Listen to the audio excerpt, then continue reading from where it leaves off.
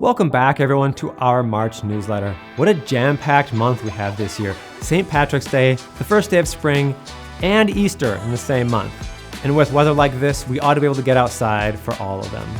To match, we have a jam-packed episode for you this month, covering what everyone loves most, Microsoft 365. In our Microsoft 365 series of videos, we've done tutorials on many different aspects of 365 and how it might be best used in your organization. This time I'm going to cover something a little more scary, a breach. Although it's a scary word and we don't really like to talk about it, we have to kind of imagine that's sort of the reality we're living in. The sad part in all this is our identities are ending up on the dark web for pennies on the dollar. We want everyone to be so well educated that this never happens to any of us. And that's honestly a big reason why we do these newsletters. The point of this video will be to show a few examples of what a breach attempt may look like so that you can be better prepared and informed if and when these attacks make it to you. The first example is a password expiration email. Many organizations change their passwords frequently to prevent a leaked password from being available on the dark web for too long. This is a great practice, but we all know that it is equally difficult for users to remember and change their passwords. Fake actors know this as well and send out emails attempting to look like Microsoft or your IT department. The emails you get look like a life raft, offering you the opportunity to extend your password reset time by a month or 2 months or maybe even 3 months.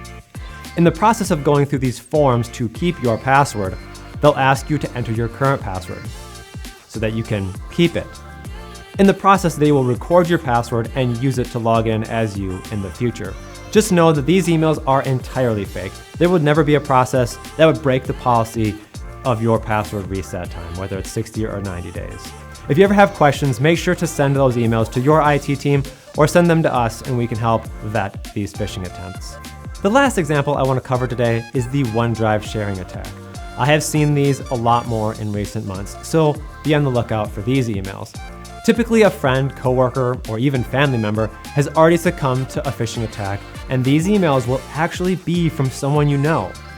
Right away, your guard can go down a little because it's someone you know. Please don't let that happen. The email will look very convincingly like a OneDrive sharing email. What you need to look out for are just a few things. First, the link you hover over, that is the OneDrive sharing link, will not be to a Microsoft website. It will not be to OneDrive. Second, it will ask you to log in right away to your Microsoft 365 account. If you're logged into Microsoft 365, you shouldn't be asked to log in again until you've logged out. So, should be a red flag there. Entering your credentials again should always carry some weight and caution, because once the attacker has logged in as you and scraped your passwords, they can now remain logged in indefinitely, leaving them access to your account that they can spread to others. As good practice, hovering over those links you click on is so valuable, and we can't stress enough how many of these attacks could be prevented by that practice alone. Gmail also tends to be an easy and free account that attackers can open and pretend to be someone they're not. So always be on your guard if you get a Gmail email from someone that you're not expecting, it's not their personal email, and especially if it's an email you're expecting to come from normally their corporate domain, and now it says Gmail, should be a massive red flag. But they're easy, and they can open them quickly and close them out when they don't want them. So it's another tunnel that these hackers are using to get to you guys.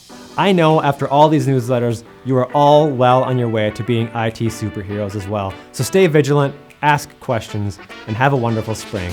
We'll see you next month. Bye. Forgot to mention, we are starting a monthly video podcast. Super excited to cover more in-depth questions you have.